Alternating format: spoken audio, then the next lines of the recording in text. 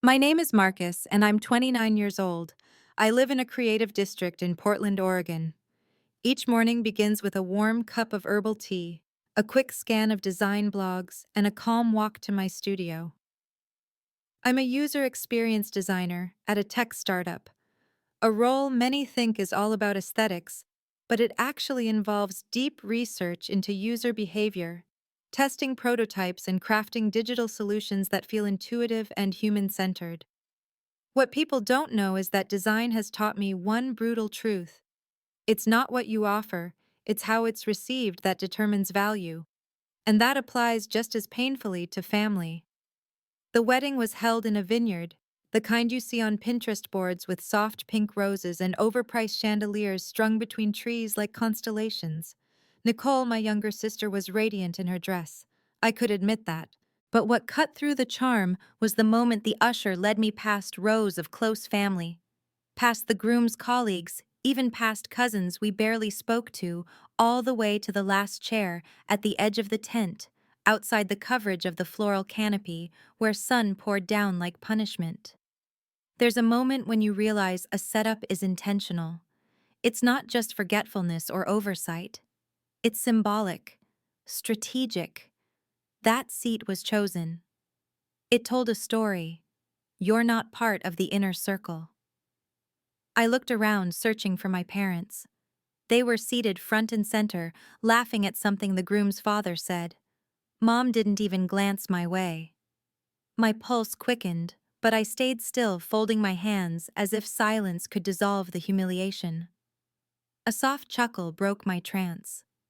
Behind me, leaning slightly toward another guest, was a woman I had never seen before, though I had heard her described in vague terms: spirited, bold, very New York. The groom's mother. She was pointing at me, my suit maybe, and whispering, "That must be Nicole's weird brother." Then she laughed again, loud, confident, cruel. It echoed over the string quartet. That was the first blow. I wish I could say I walked away right then, that I had the dignity to excuse myself and never look back. But I sat through it. I sat there sweating in my best linen shirt, pretending I wasn't boiling inside. I thought about the studio, the surprise I had for Nicole.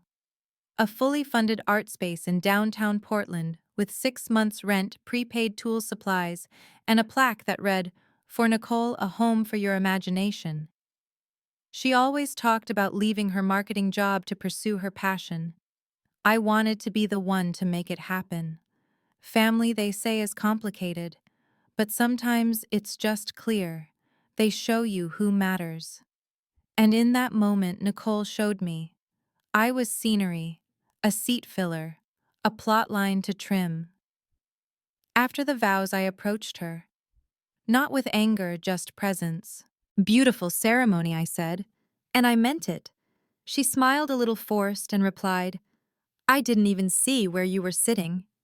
I nodded slowly, almost grateful for the honesty. That she didn't see me. There are three kinds of lies people tell at weddings: the ones they tell about love, the ones they tell about forever, and the ones they tell to save face. I swallowed the third kind that day. By the time we moved to the reception area, something in me had shifted. I watched Nicole being spun around the dance floor by her new husband. Everyone clapped. My parents beamed. And I realized something funny. I had brought a custom painting for the newlyweds, painted by a friend of mine who usually charged $5,000 per piece. I had also reserved a space for her dreams to breathe, and here I was, completely invisible. The second laugh came from inside me, bitter and dry. The kind of laugh you release when you know you've played yourself. I downed my champagne in one gulp. It tasted like overripe peaches and irony. Later that evening, one of the cousins I barely knew leaned over and said, "Hey, didn't Nicole say you were too busy to come? She told us you might not make it." I blinked. "I've been here all day." He frowned, looked around and offered a shrug. "Huh, guess she didn't mention it." The third laugh never came. Just silence. Thick, real. Share your thoughts on Nicole's decision. Was she being too harsh or simply protecting herself after years of hurt?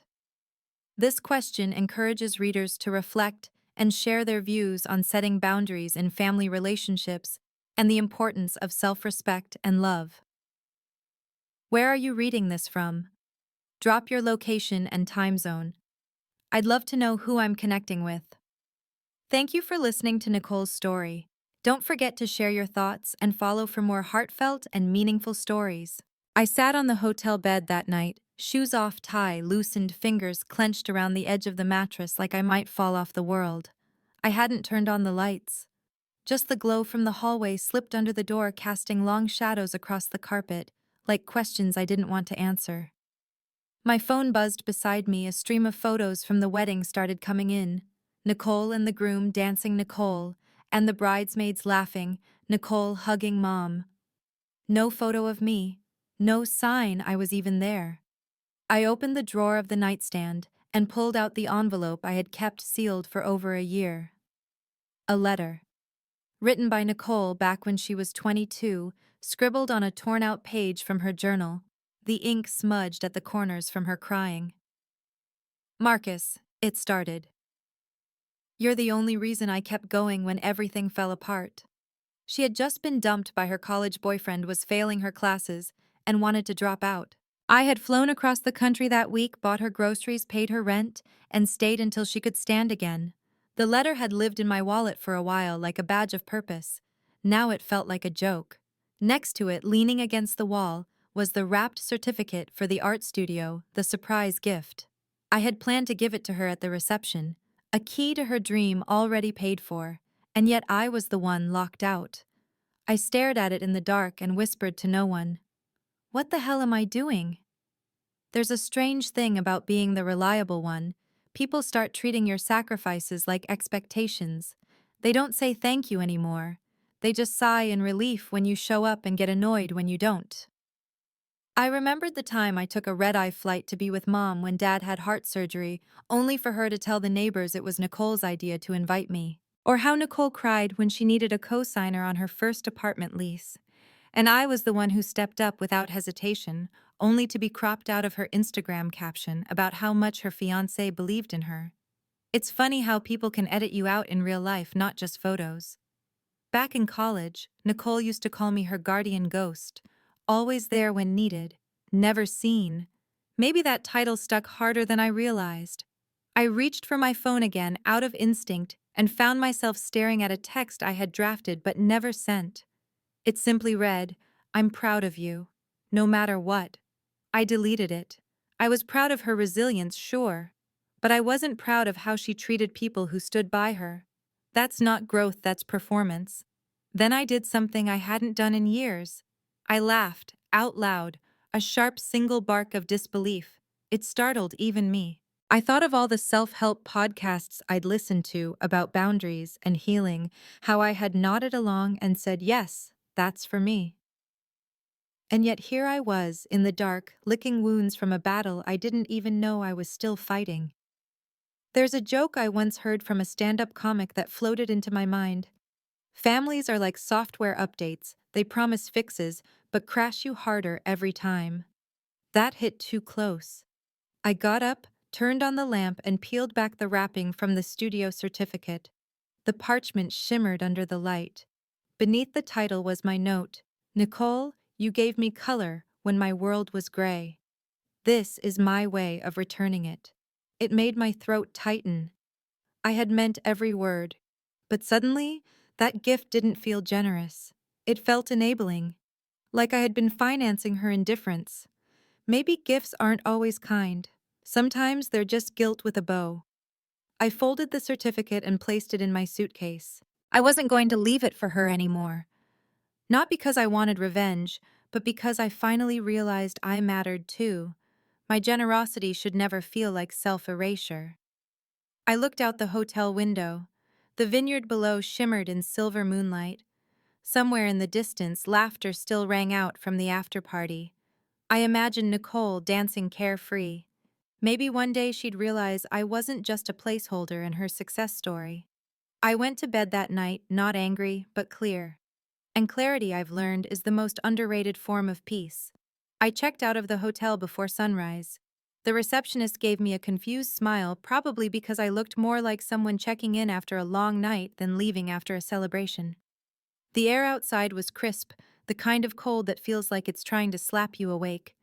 I walked past the vineyard gates one last time, stealing a glance at the tent where the wedding had taken place. It was mostly taken down now, half deflated like a memory trying to pack itself up before it gets too heavy. I drove straight to my studio in Portland, the one I had been renting for the last 6 years. It wasn't much from the outside, a repurposed warehouse, tucked between a mural of a giant sunflower and a locksmith shop that always seemed closed.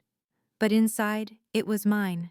Wooden floors creaked under each step, like a familiar voice, the kind that reminds you who you were before the world convinced you otherwise.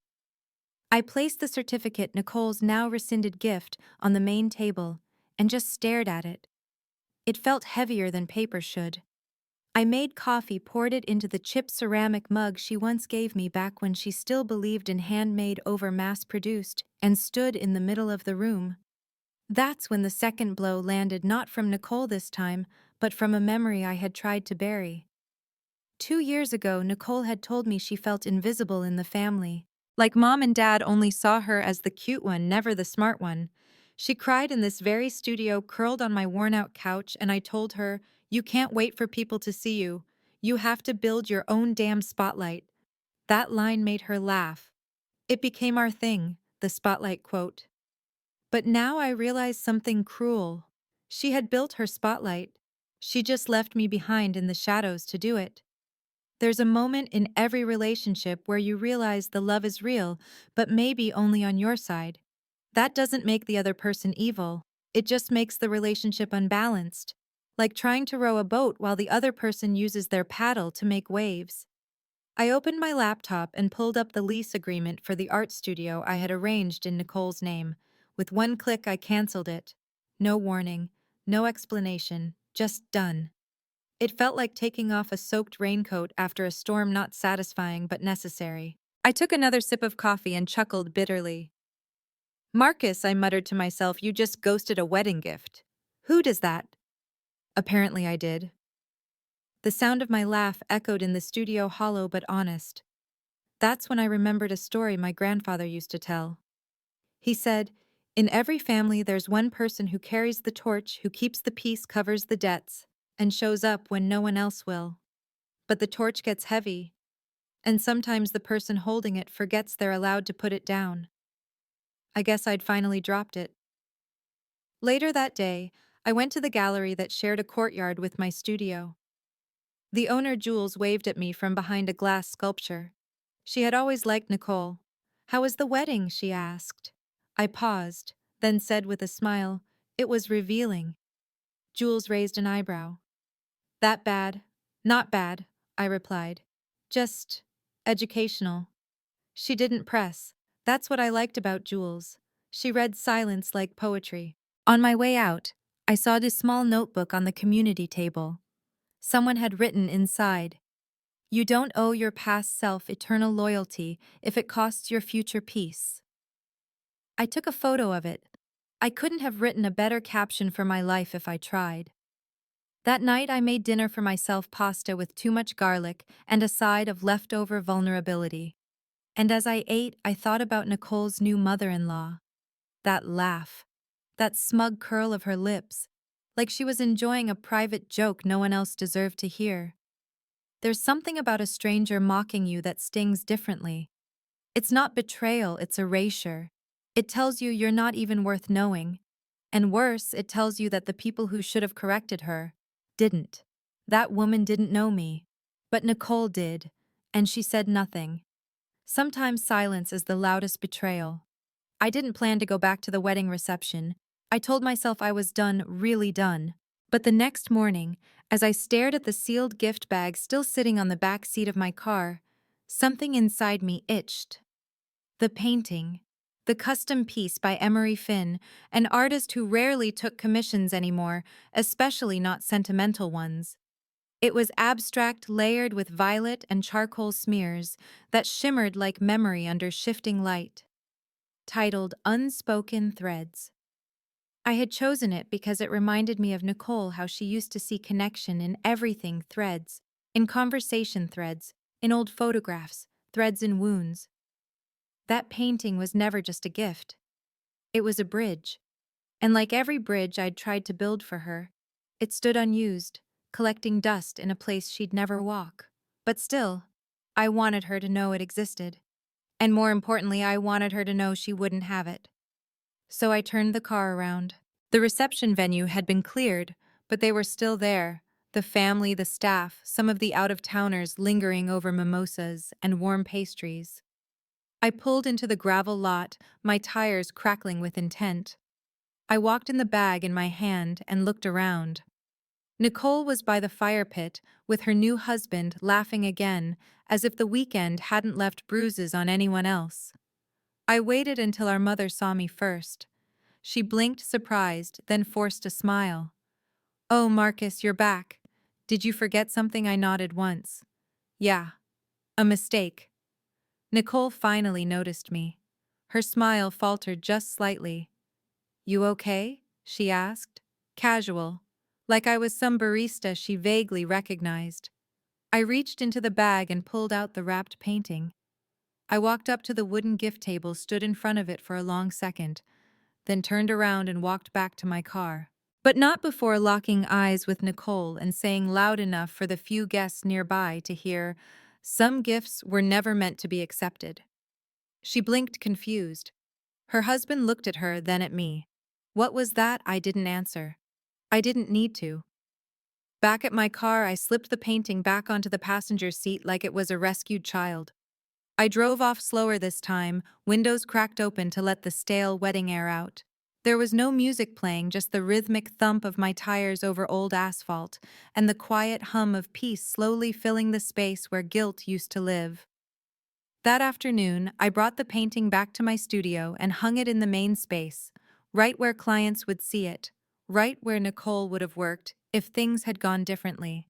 I wrote a small card beneath it, dedicated to every apology you never received. And I laughed, genuinely. The kind of laugh that doesn't need a punchline, just truth. That night, Nicole texted me for the first time since the wedding. Was that necessary? I stared at it for a long time, then typed yes, and long overdue. I hit send before I could second guess. A few hours later, I got another message from her husband of all people. It simply read, "She's crying. Just thought you should know." I didn't reply. Because here's the thing they don't tell you about boundaries. They're not always walls. Sometimes they're mirrors. And when people finally see themselves in them, it hurts. There's a joke I used to make when I was feeling burnt out: if I ever disappear, check the wedding gift table, I probably left myself there. That joke isn't funny anymore. Because I think I finally picked myself up off that table. I didn't hear from Nicole for 4 days. It wasn't silence, it was something worse. That calculated passive silence families use as currency. The kind that says, "If I wait long enough, you will come crawling back." You always do. But this time I didn't. I didn't call, I didn't text, I didn't even check her social media. Instead, I did something far more dangerous. I reflected. I spent those 4 days going back through the archives of our relationship, flipping through emotional files I'd kept in my head for years. There was the time in high school when she got caught cheating on an exam and I took the fall because I could handle detention better. Or the time Mom found a bottle of vodka in her room and Nicole looked her straight in the eye and said, "It's Marcus's." I didn't even drink back then. But the one that stuck the most was when Dad got sick. Nicole couldn't handle the hospital, said the smell made her nauseous. So I sat there alone, holding his hand through 6 surgeries, taking notes, managing medications while she sent texts like, "How's he doing? Hope you're okay." Hope I'm okay. I wasn't. But I played the strong one, the ghost who holds it all together. It's funny how people assign roles in families and never ask if you want the part. You're cast as the fixer, the helper, the responsible one, and the moment you step out of that role, you're called selfish, dramatic, ungrateful. I began to wonder if I stopped performing, would anyone notice I'd left the stage? Then on the 5th day, the message came. Not a text, a voice note, 2 minutes long. Hey, her voice said, soft and sticky, like she was chewing regret. I've been thinking a lot. Maybe too much. I didn't mean for the seating thing to hurt you. It was last minute. Mom and Paul's mom just had opinions. I should have spoken up. I didn't. And I'm sorry. I really am.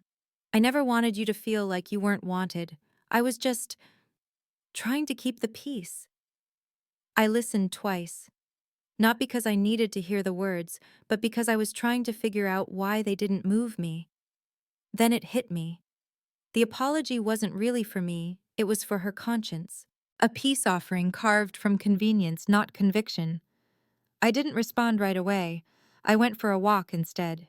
Down to the food cart alley near my apartment where you can get Ethiopian lentils next to vegan tacos next to Thai rolled ice cream. Portland in all its chaotic beauty.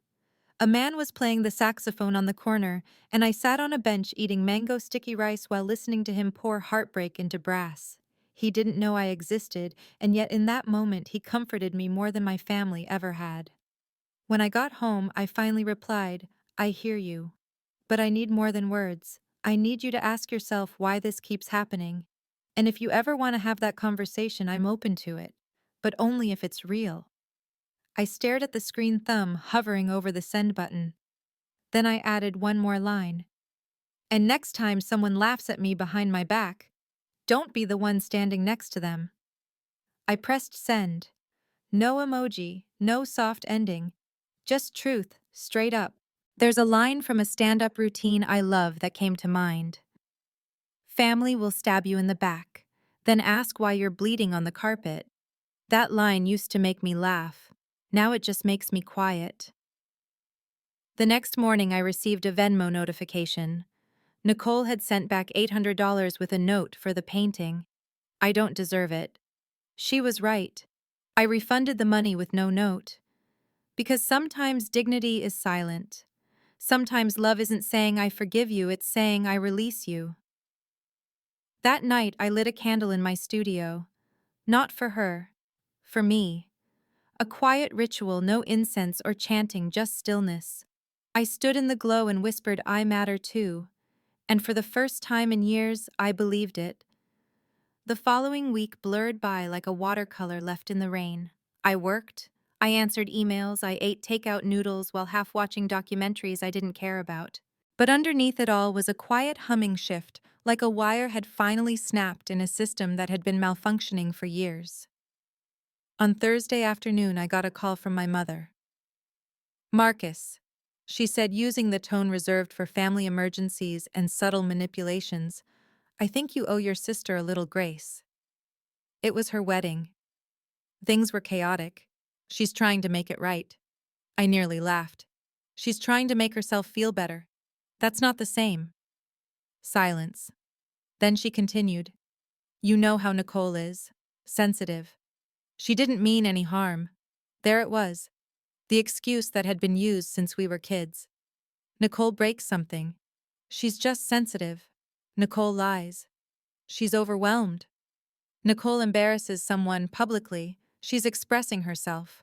I cleared my throat and said, Mom, I'm not a trauma sponge. I'm not here to absorb everyone's emotional mess so they can stay comfortable. If she's hurt, she can heal without stepping on me. Another silence, longer this time. Then softly, you've changed. No, I replied. I just stopped pretending your definition of love works for me. She didn't respond.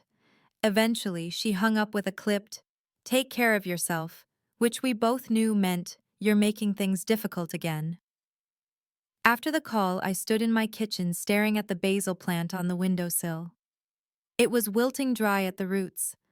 I hadn't watered it in a week. Somehow that plant felt like a metaphor for every relationship I'd been keeping alive out of guilt. With one swift motion, I carried it outside and left it near the communal compost. I wasn't going to keep nurturing what couldn't grow. The next day, I bumped into Jules again at the gallery. She took one look at me and said, You've got that face. What face? The face of someone who just took a wrecking ball to a generational pattern. I chuckled. Is it that obvious? Not obvious, she said. Liberating. We walked the perimeter of the gallery, stopping at a new installation of mixed media pieces on grief and memory. One piece was a cracked porcelain plate sealed with gold, a nod to the Japanese art of kintsugi. I found myself staring at it for a long time. Sometimes healing means letting the cracks show, Jules said, as if reading my thoughts. It doesn't mean fixing them so they disappear. It means honoring where you broke. Later that evening, as I closed the studio, I opened a folder on my computer, labeled Nicole's studio plan. It had sketches, renovation timelines, budgeting spreadsheets. So much intention poured into something that had never even started. I moved the folder to the trash, then paused, and emptied it. That night, a friend from Seattle came down to visit. We shared whiskey and stories and laughter so hard it left my stomach sore. At one point, he looked at me, eyes half glazed and genuine, and said, "Man, you give too much to people who give you so little." I raised my glass. Not anymore. He clinked his against mine. To boundaries. To self-respect, I added. To not being the family's emotional janitor, he finished grinning. We laughed. Really laughed. There's a joke I once heard that came back to me as I washed the glasses later that night. You don't have to set yourself on fire to keep other people warm. It used to be a line I liked. Now it was a line I lived. That weekend I got an invite to a belated family brunch. The message was sugar-coated. Let's reconnect and move forward. No drama. Just love. I didn't reply. Instead, I went hiking in Forest Park, let the damp Oregon earth ground me, let the silence of trees remind me that stillness is a choice, not a punishment. And as I stood at the overlook watching the city stretch out below, I whispered to the wind, I choose me. It had been 3 weeks since the wedding and Nicole hadn't called. Not once. No follow-up to my message. No response to the money I refunded. No apology beyond the initial voice note. Just digital silence and the occasional social media post that slid across my feed like a ghost, her brunching with in-laws, kissing her husband under fairy lights, quoting song lyrics about loyalty in cursive over pastel skies. The irony was rich enough to choke on. I was surprised by how little it hurt. Maybe because for the first time I wasn't chasing resolution. I wasn't building a narrative in my head about one day we'll talk and everything will make sense. I had accepted that not every story gets a satisfying ending. Some just fade into silence, and that too is an answer. But then came the third blow. It was a Monday morning. I was cleaning out the studio closet when I found an old cardboard box with Nicole's handwriting on it. Miss stuff do not throw out. I'd forgotten I had stored it for her when she moved out of her last apartment. Inside was a stack of sketchbooks from her college days, a Polaroid camera, and a velvet pouch that I instinctively knew held something heavier than nostalgia. Inside the pouch was a silver bracelet, a simple thing, engraved on the inside guardian ghost. I sat down on the floor, bracelet in hand, sketchbooks spread around me like pieces of a forgotten language. One sketch in particular caught my eye, a cartoon drawing of her and me as kids, me holding an umbrella over her in a rainstorm while she clutched a wilted flower. At the bottom, in her tiny cramped print, she'd written, "You were always the umbrella. Even when you needed one too." The ache that rose in my chest wasn't anger, it was grief. Grief for the boy who thought being the umbrella was love. Grief for the man who spent years drying everyone else off while staying soaked to the bone. Grief for all the moments he'd mistaken sacrifice for significance. I held that bracelet, letting its cool metal remind me, you can be someone's shelter and still deserve your own. Later that evening, I texted her. Found your box at the studio. Let me know if you want it back. No bitterness, no opening for small talk, just logistics. She replied in 10 minutes flat. Thanks, I'll swing by tomorrow. The next day, she came alone. No husband, no makeup, hair pulled back like it always was when she didn't feel like pretending. She looked smaller. We didn't hug. I handed her the box. She took it silently. I found the bracelet, I said. Her eyes flickered. I forgot that was in there. I nodded. It brought back some things. She stared at the box for a moment, then said, "I didn't think you'd want to see me. I didn't. But I'm not angry. Just different." She looked up. Different how I took a breath. I stopped making excuses for people who keep hurting me and calling it love. She blinked fast. "So, what does that mean? For us?" "It means I care about you, deeply. But I also care about myself now. And I'm not going to sacrifice one for the other anymore." She looked like she wanted to argue, to explain, but instead she whispered, "Okay." Then added almost inaudibly, "I miss how it used to be." I smiled. Soft, honest. Me too. But how it used to be nearly broke me. We stood in silence, the air between us buzzing with the things we didn't say. Then she nodded, turned and walked out, box in her arms, shoulders slightly hunched. As the door clicked shut, I exhaled. Not in relief, not in sadness, but in release. There's a quiet power in reclaiming your story, not as a side character in someone else's crisis, but as the author of your own piece. And that night, I wrote one sentence in my journal: "I am no longer the umbrella." The studio felt oddly larger after Nicole left, like her presence, even brief, had taken up more emotional space than I expected. I walked around touching the edges of tables, chairs, canvas frames, not for any purpose, just to remind myself that this place belonged to me. Every scratch on the hardwood floor, every dent in the wall from dragging in furniture alone, those were my history. Proof of existence. Proof of effort. Proof that I didn't vanish just because someone else chose to forget me. That night I slept without dreaming. It was the kind of sleep that doesn't heal everything, but patches up enough of the holes to make breathing easier the next day. The next morning I opened my inbox to a long message from Nicole. It wasn't an apology in the traditional sense. It was more like a confession. She wrote, "You were always there, so I never questioned that you would be.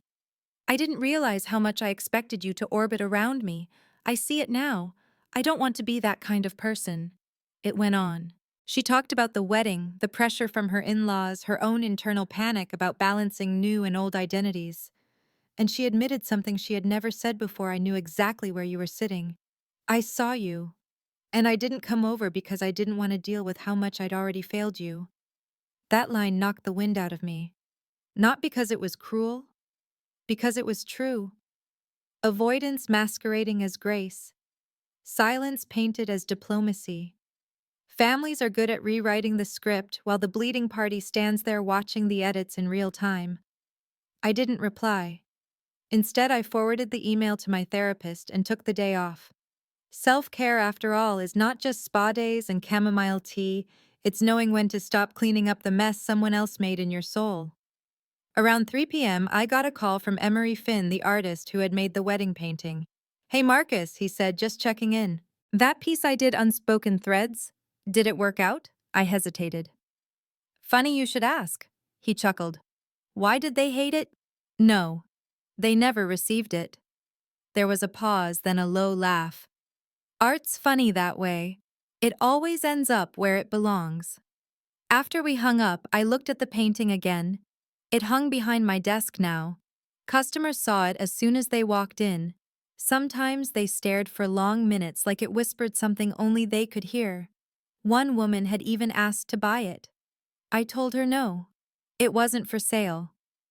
That evening, I found myself walking into the local bookstore looking for nothing in particular. I ended up in the philosophy section again. A small paperback caught my eye, The Courage to Be Disliked. I laughed. How fitting. I bought it.